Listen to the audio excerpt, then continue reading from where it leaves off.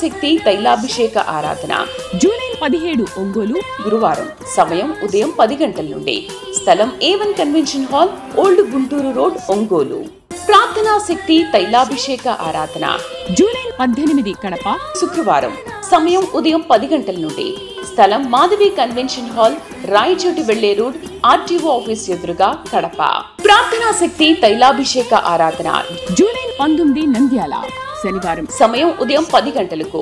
స్థలం Shiva garden function hall, Mahanandi road, Nandyal, Warangal. పరిసర ప్రాంత ప్రజలకు శుభవార్త. ప్రార్థనా శక్తి తైలాభిషేక ఆరాధన జూలై 25 శుక్రవారం ఉదయం 10 గంటల నుండి. Shri convention Hunter road, opposite Greenwood school, Warangal. Yesayya నామములో మీకు వందనాలు తెలియపరుస్తూ ఉన్నాను ప్రియులరా. ఈ దినం కొరకు దేవుడు సిద్ధపరిచిన వాగ్దానాన్ని మనం స్వాధీనపరచుకుందాం. కీర్తనల గ్రంథము 147వ అధ్యాయము 13వ వచనం ద్వారా ప్రభు మిమ్మల్ని దర్శిస్తూ ఉన్నారు. కీర్తనల గ్రంథము 147వ అధ్యాయం 13వ వచనం. సామ్స్ చాప్టర్ 147 వర్స్ 13లో అద్భుతమైన మాట ప్రభు మీకు అనుగ్రహిస్తూ ఉన్నారు. ఆయన నీ గుమ్మముల గడియలు బలపరిచి ఉన్నాడు, నీ మధ్యను నీ పిల్లలను ఆశీర్వదించి ఉన్నాడు. చదవండి, నోట్ చేసుకోండి, నాతో కూడా కలిసి చదవటానికి ఇష్టపడతారని ఆశిస్తూ ఉన్నాను. ఆయన నీ గుమ్మముల గడియలను బలపరిచి ఉన్నాడు, నీ మధ్యను నీ పిల్లలను ఆశీర్వదించి ఉన్నాడు. ఏంటి పాస్టర్ గారు ఇలాగ వచ్చింది? గుమ్మముల గడియలు బలపరచడం ఏంటి, పిల్లల ఆశీర్వాదం ఏంటంటే, దేవుడిచ్చినటువంటి గొప్ప ఆత్మ సంబంధమైనటువంటి సందేశం ఏంటంటే, నీ గడియలను, నీ గుమ్మముల గడియలను బలపరిచి ఉన్నాడు. ఇవి గుమ్మములు గడియలు అంటే, గుమ్మం అనగా ద్వారము, గుమ్మములు అంటే ద్వారములు, ద్వారములకి గడియలు కూడా ఉంటాయి కదా. అయితే దీని అర్థం ఏంటంటే, దేవుడు ఇచ్చేటువంటి మహాకృప ద్వారా నీకు ద్వారములు అంటే నీ వ్యాపారానికి సూచనగా కనబడుతూ ఉంది. నీకు రాబడి ఇంతవరకు వచ్చింది, అలాగే వచ్చింది వెళ్ళిపోకుండా ఉండటానికి కూడా ఆ ద్వారములు గడియలు బలంగా ఉన్నాయి. బాగా ఆలోచన చేయండి. మీరు తలపెట్టేటువంటి వ్యాపారము, మీరు మీ యొక్క ఆలోచన, మీ పనులు, పాడి పంటల్లో అన్ని విషయాల్లో దేవుడు వాటిని బలపరుస్తూ ఉన్నాడు. బలపరిచినప్పుడు గడియలు ఊడిపోకుండా, అంటే దీవెనలు నీ ఇంటి మీద మెండుగా దిగి వస్తున్నప్పుడు నీ పిల్లలు నీవు ఆశీర్వాదంగా ఉంటారు. నీ మధ్య నీ పిల్లలను ఆశీర్వదిస్తున్నాను అన్నాడు. అంటే నీ ఇంటి చుట్టూ ఆయన కాపుదలిచ్చి ఆశీర్వాదం ఎటు వెళ్ళిపోకుండా, ఏ వాగ్దానం ఉందో, ఏ నెరవేర్పు ఉందో, ఏ ఆస్తి, ఏ ఉద్యోగము ఏది ఉందో వాటిని దేవుడు స్థిరపరిచి అవి బయటికి జారిపోకుండా గడియలను చాలా కాపుదలగా దాన్ని ప్రొటెక్ట్ చేస్తూ ఉన్నాడు. తర్వాత గుమ్మములను బలపరుస్తూ ఉన్నాడు. నీ చిన్న వ్యాపార ద్వారాన్ని దేవుడు బలపరుస్తూ ఉన్నాడు. నీ యొక్క చేతి పనిని, నీ ఆలోచన, ఉద్యోగమును, నీ రాబడి ఏదైతే ఉందో నీ గుమ్మంలోకి వస్తుందో, నీ జీవనోపాధి, అలాగే నీ రక్షణ ద్వారము, ఆశీర్వాద ద్వారము, రాజగుమ్మం అని ఉంటుంది. యెరూషలేమును మనం చూస్తే 12 గుమ్మాలు ఉన్నట్టు చెప్తూ ఉంటాడు. నూతన యెరూషలేముకి 12 గుమ్మాలు. అందులో అద్భుతమైన గుమ్మము సింహద్వారము, ద్వారం అంటారు, సింహద్వారం, రాజగుమ్మము. ఇలాగా మనకు చాలా గుమ్మాలు మనం చూడగలుగుతాం. అయితే ఈరోజు దేవుడు నీ కుటుంబంలో మీ వ్యాపారాలు, మీ చేతి పనులు, మీ ఉద్యోగం, మీ రాబడి అంతా కూడా పెరుగునట్లుగా, అంటే దీవెన వెంబడి దీవెన వచ్చి నీ బిడ్డలకి అది ప్రాప్తించినట్లుగా నీ మధ్య నీ బిడ్డలను ఆశీర్వదించుచున్నాను అన్నాడు. ఇది ఆశీర్వాదానికి సంబంధించిన మాట. మా జీవితంలో ఏది రావట్లేదు, వచ్చింది నిలబడట్లేదు, వచ్చింది వచ్చినట్టే పోతుంది. వచ్చిన జీతం అలాగా ఖర్చు అయిపోతుంది. వచ్చిన పాడి పంట, ధనము, చెరువులు, డబ్బు ఏది నిలబడట్లేదు అన్నావు కదా. గడియలను బలపరుస్తున్నాడు. అది ఆశీర్వాదకరంగా బలంగా ఉంటాయి, వెళ్ళిపోకుండా. ద్వారములు, గుమ్మములను బలపరుస్తూ ఉన్నాడు. చిన్న వ్యాపారం అది నూరంతలుగా అభివృద్ధి అవుతుంది. నువ్వు తలపెట్టే నూతనంగా ప్రాజెక్ట్, అవన్నీ దేవుడు ఆశీర్వాదకరంగా ముందు నడిపిస్తాడు. నీ మధ్య నీ పిల్లలు ఆశీర్వాదంగా ఉండినట్లుగా ఈ పనులన్నీ దేవుడు చేస్తున్నాడు. ఇక మీదట అభివృద్ధి, ఆశీర్వాదం చూస్తారు. ఆత్మదేవుడు మీకు తోడైండును గాక. ఆమేన్.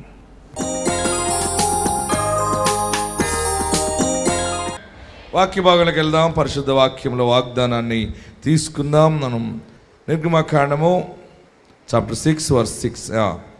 కాబట్టి నీవు ఇశ్రాయేలీయులతో ఇలాగు చెప్పుము, నేనే యెహోవాను, నేను ఐగుప్తీయులు మోయించు బరువుల కింద నుండి మిమ్మును వెలుపలికి రప్పించి వారి దాసత్వములో నుండి మిమ్మును విడిపించి నా బాహువు చాపి గొప్ప తీర్పులు తీర్చి మిమ్మును విడిపించి మిమ్మును నాకు ప్రవక్తలుగా చేర్చుకుని మీకు దేవుడినయ్యుందును.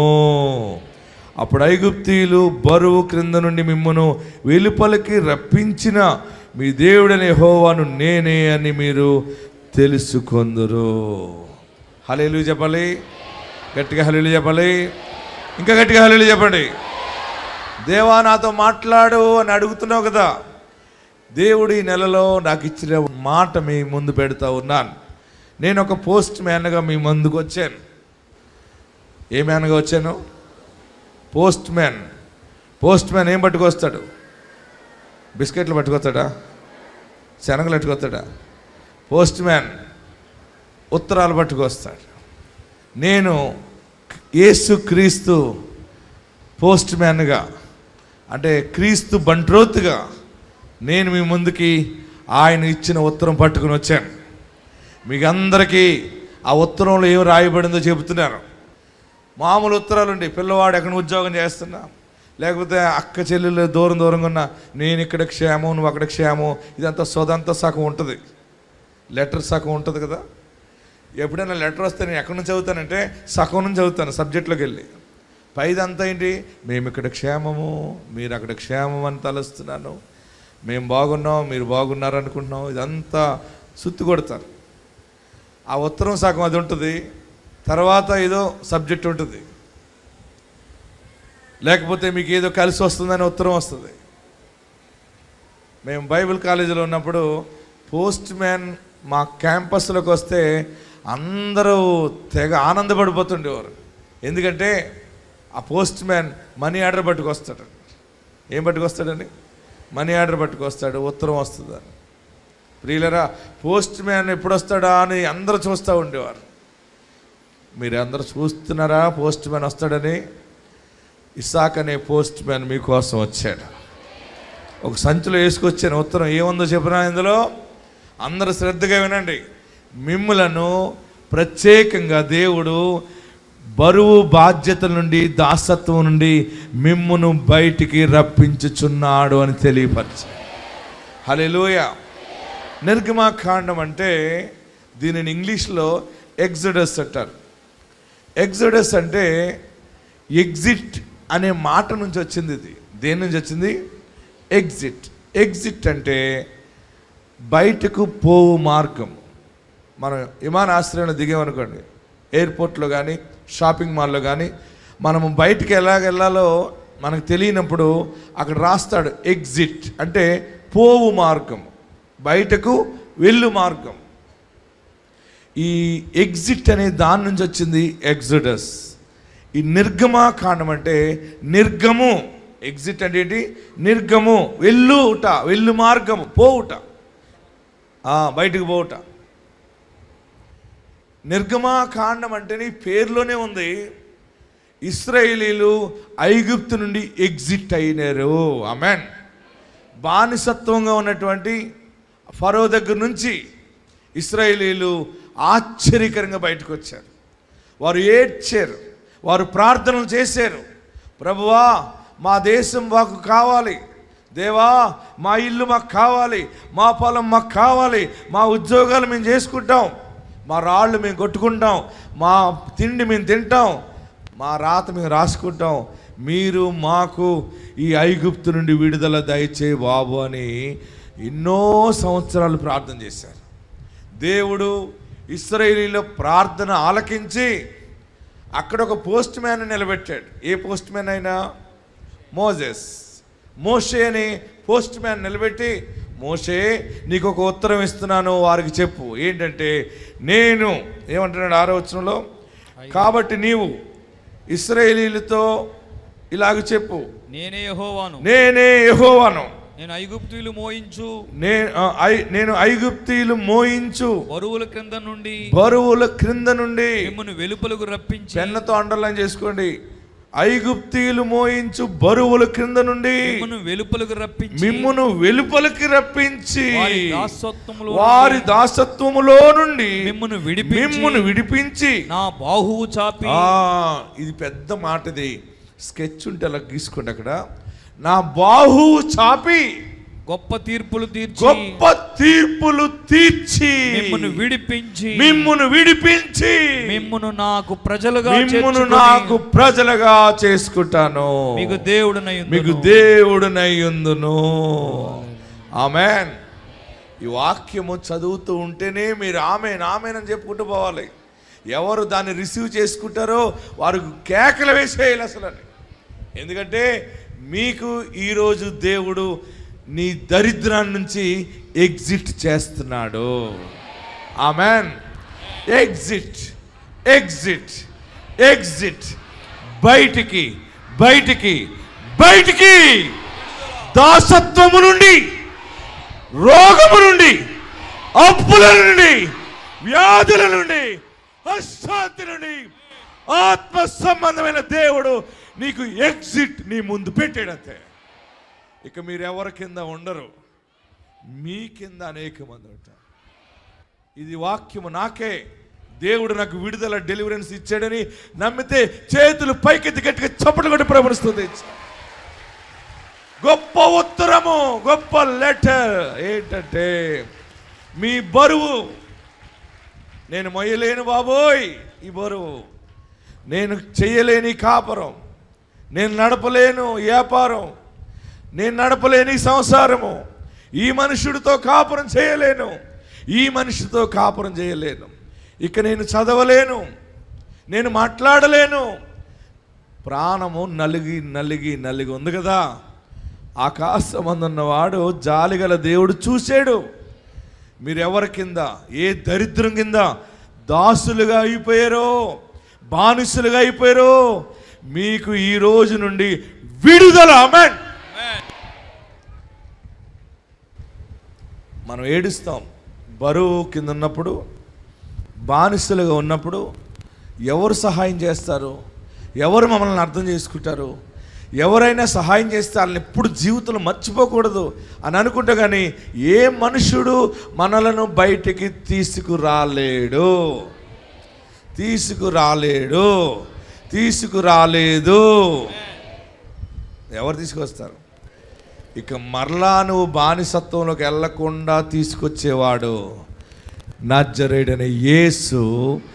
నీ బాధ్యతలు, నీ కర్మ, నీ యొక్క రోగము, వేదన నుండి శాశ్వతంగా నిన్ను బయటికి తెచ్చి కానాను పాలు తేనెలు ప్రవహించు ప్రదేశములో నిన్ను నిలబెడతాడు. నేను చాలా ప్రార్థిస్తున్నాను. ఈ సంవత్సరం మనందరికి వాగ్దానం ఉంది, బాగా గమనించండి.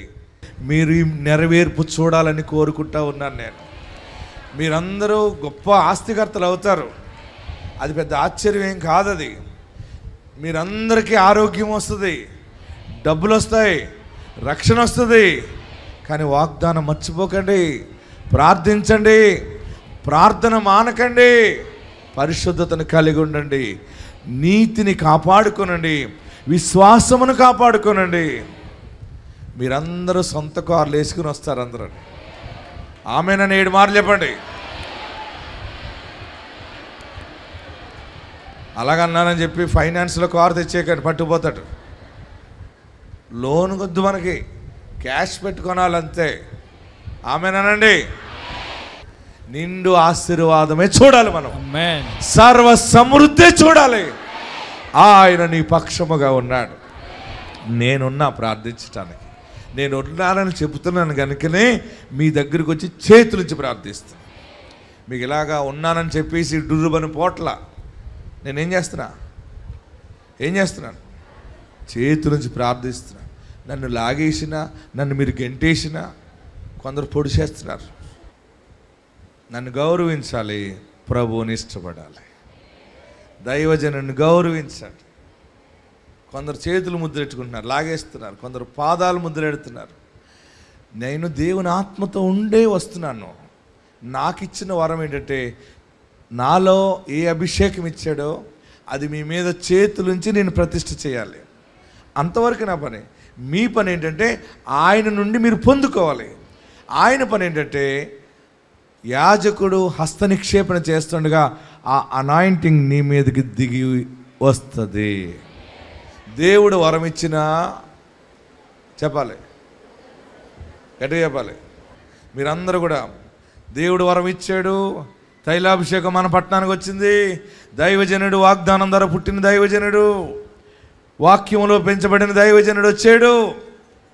ఆ దైవజనుడు హస్తనిక్షేపణ చేస్తుండగా మనం తల వంచాలి, యేసయ్యని అడగాలని మీరు సిద్ధపడాలి.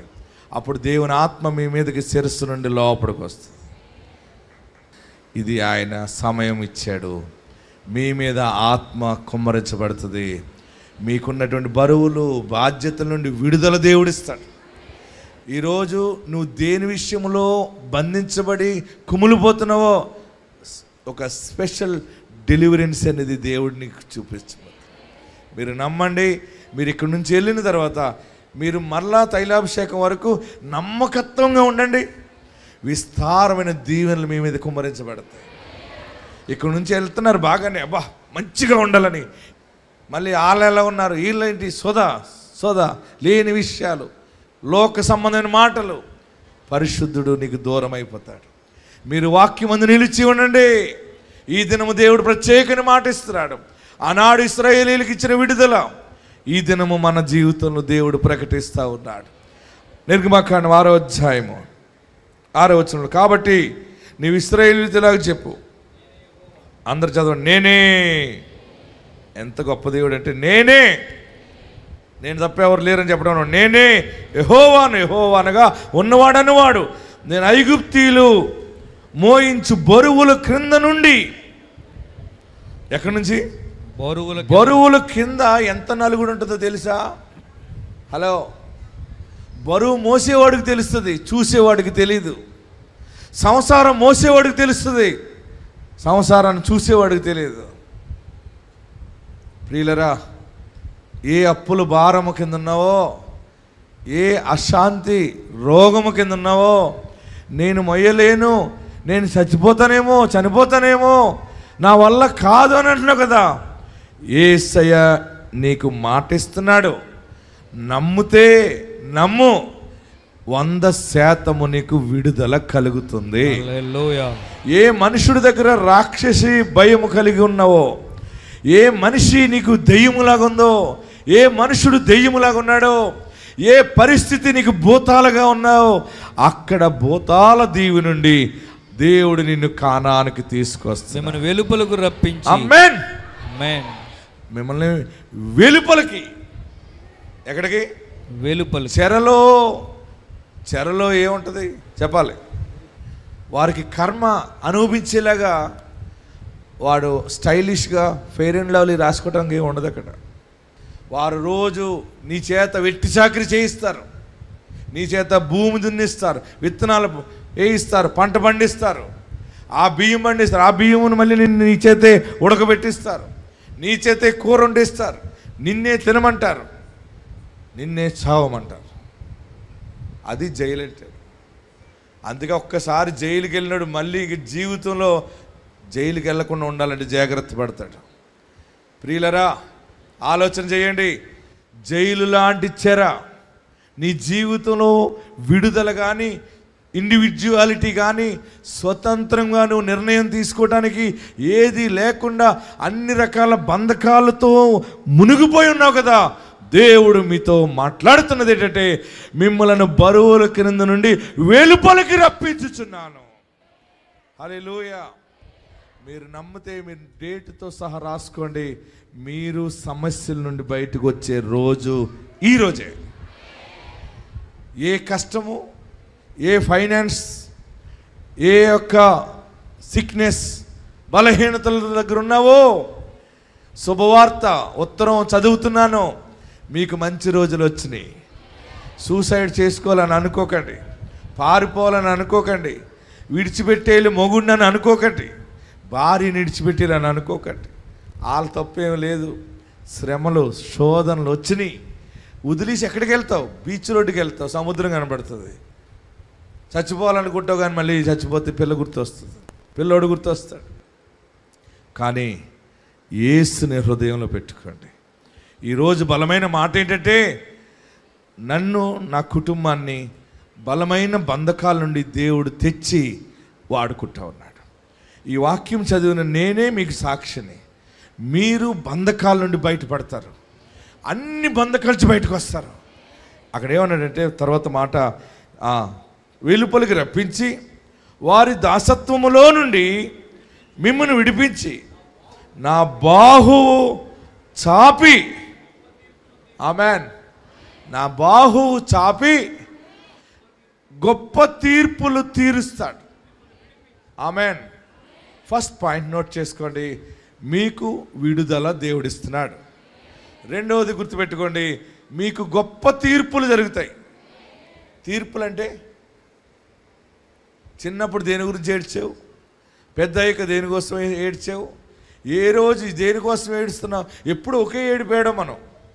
మన ఏడుపులో ఉన్న రకాలు భూలోకంలో ఎవరికి ఉండవట తెలుసా మీకు? ఏడుపులో రకాలు, ఏడుపు యాక్షన్ ఏడుపులో రకాలు వేరు. మనకు తెలుసాయి. పిల్లకి జాబు కావాలి, పిల్లోడికి జాబు కావాలి, మంచి సంబంధం కావాలి, మళ్ళీ వాళ్ళ పిల్లకి పెళ్ళిళ్ళు కావాలి. ఇలాగా ఏడుపులో 1,00,000 రకాలు ఉన్నాయి. ఆమెన్. ఎన్ని రకాలు ఉన్నాయి? 1,00,000. అయితే ఈరోజు ఆశీర్వాదం ఏంటంటే, నీ ఏడుపులు భారములన్నిటికి ఆయన బాహువు చాపి, ఏమన్నాడు అక్కడ? బాహువు చాపి గొప్ప తీర్పులు అనమాట. ఉద్యోగం కోసం ఏడ్చావు కదా, మంచి ఉద్యోగం ఇచ్చి పడేస్తాడు అంతే. ఆమెనని చెప్పండి. పెళ్ళి అవ్వలేదని ఏడ్చావు కదా, మంచి ఉన్నతమైనటువంటి మనుషుణ్ణి, జ్ఞానవంతుడిని ఇచ్చేస్తాడు. ఆయన నువ్వు అడిగినవన్నిటికీ జవాబిస్తాడు. ఆయన బాహువు చాపి గొప్ప తీర్పులు మీకు చేయుచున్నాడు. మరలా మీ ఆస్తి మీకు వస్తుంది. ఆనాడు ఇశ్రాయేలీయులకి పోయిన ఇల్లు, భూమి, దేశము దేవుడు తిరిగిచ్చాడు. పాలు తేనెలు ప్రవహించు దేశంలో ఉన్నారు. ఆ ఇశ్రాయేలీయుల్ని ఈనాడు కూడా మనం చూడగలుగుతా ఉన్నాం. దేవుడు నీ పక్షంగా ఈరోజు మాట ఇస్తా ఉన్నాడు. నిన్ను బానిసత్వము నుండి, దాసత్వము నుండి, బరువుల కింద నుండి నిన్ను వెలుపలికి రప్పిస్తున్నాడు. రెండవది, నువ్వు ఏడ్చిన ఏడుపులు, అడిగిన ప్రార్థన అవసరతలు అన్నిటినీ గొప్ప తీర్పులు అనమాట. ఆమెన్. ఏది విడిచిపెట్టలేదండి. నేను ఒక్క బిడ్డని అడిగాను, దేవుడు 2 బిడ్డలను ఇచ్చాడండి. దేవుడు 2 ఇళ్ళు ఇచ్చాడండి. దేవుడు నా భర్తను రక్షించాడు, నా భార్యను రక్షించాడు. రక్షణ దొరికిందని 7 బలమైన తీర్పులు జవాబును పొందుకుంటావు. ఆత్మదేవుడు మీకు తోడై ఉండును గాక. అందరూ లేచి నిలబడదాం. ఒక ప్రత్యేకమైన డెలివరెన్సీ. నువ్వేమేమి అడిగి మర్చిపోయావో, ఏమది జరగదేమో, ఇది జరగదేమో, నాకు ఈ కష్టం నుండి బయటపడతానా, ఈ శ్రమ నుండి బయటపడతానా? అందరు 2 చేతులు పైకెత్తి, 2 చేతులు పైకెత్తి, తల పైకెత్తి, నా పాపాలు క్షమించి యేసయ్యా అని అడగండి. అందరం చేతులు పైకెత్తి. చేతులు ఎత్తుట సాయంకాల నైవేద్యము అన్నాడు. మనం చేయి పైకెత్తడం ఏంటంటే ఆయనకు లోబడటం అనమాట. ఆయన మన చేయి పట్టుకుంటాడు, ఆయన మనల్ని ఆశీర్వదిస్తాడు. గర్భఫలము, భూఫలము, ఆత్మఫలం ఇస్తాడు. ఇప్పుడు చేతులు 2 తలపైన పెట్టుకోండి. నన్ను ఆశీర్వదించు, నన్ను 2 అంతలుగా దీవించు, నా పాపాలు క్షమించు, నా పాపాలు క్షమించు యేసయ్యా, నా పాపాలు క్షమించు. నీకు విరోధంగా ఏదైనా చేస్తేనేమో నన్ను క్షమించు, నన్ను బాగు చేయి, నా ఇంటిలో గొప్ప వెలుగు దయచేయి. నాకు విడుదల ఇచ్చావు, నా పక్షముగా తీర్పులు తీరుస్తున్నావని. గొప్ప తీర్పులు నాకే, ఏదో తీర్చేవరే అనేది కాదు బాబు, ఏదో బయట పాడేసాడు అనేది కాదు. బయటకు వచ్చిన నీ ఒక చరిత్ర సృష్టించట దేవుడు ఒక కార్యము జరిగిస్తున్నాడు. అందరూ కూడా మీకు ఏం కావాలో అడగండి, నోరు తెరిచి అడగండి. అడుగుడు మీకు ఇవ్వబడునన్నాడు. యేసుని రక్షకుడిగా స్వీకరించి నా పాపాలు క్షమించేసయ్యా, నన్ను బాగు చేయేసయ్యా, నన్ను నీ బిడ్డగా స్వీకరించేసయ్యా. నీవు నేను కలిసి ఉండాలి, నాతో నీవు ఉండాలయ్యా. అలా ప్రార్థన చేయి. అలాగ నువ్వు ఇష్టపడు ఆయన్ని పర్వతాల మీద పెడదామని అనుకున్నాడు ఆయన. నీ విశ్వాసము నీ యథార్థత సరిలేక ఆలస్యం అవుతుంది. నీకు వెంటనే ఆశీర్వాదం కావాలంటే నేడే పాప క్షమాపణ అడుగు. బ్రతుకు మార్చుకుని నేను క్రీస్తు వైపు చూస్తాను, క్రీస్తు సాక్షిగా ఉంటాను అని ప్రార్థన చేయి. హల్లెలూయా, హల్లెలూయా. అందరూ ప్రార్థన చేయండి. అందరూ నన్ను ఆశీర్వదించు, నన్ను రెండంతలుగా ఆశీర్వదించు. నీవు బ్లెస్ చేయి. అడుగు, అడిగే దమ్ము నీకు ఉంది. పాపాలు క్షమించమని అడిగిన వెంటనే ఆ రైట్ నీకు వస్తుంది. నువ్వు ఆయన బిడ్డ అవుతావు. ఆయన నిన్ను వీడువాడు. అందుకే నువ్వు చనిపోవాలని అనుకున్నా చూడు, చనిపోకుండా చివరిలో అడ్డుపెట్టి ఆపింది ఆయన. మళ్ళీ వెనక్కి తిరిగి వచ్చావు కదా, ఆయన కార్యం అది. మరి ఎప్పుడు చేస్తాడు? ఎన్నాళ్ళు ఈ బరువులు, ఎన్నాళ్ళు ఈ అవమానం అని అనుకుంటున్నావా? ఈ నెల నుండి కార్యం చూస్తావు. ఈ రోజు నుండి అద్భుతాలు చూస్తావు. బలమైన మహిమ నిన్ను తాకుతుంది, బలమైన శక్తి నీ మీదకి వస్తుంది. హల్లెలూయా, హల్లెలూయా. ప్రార్థన చేద్దాం, అందరూ ప్రార్థన చేద్దాం. స్తోత్రం.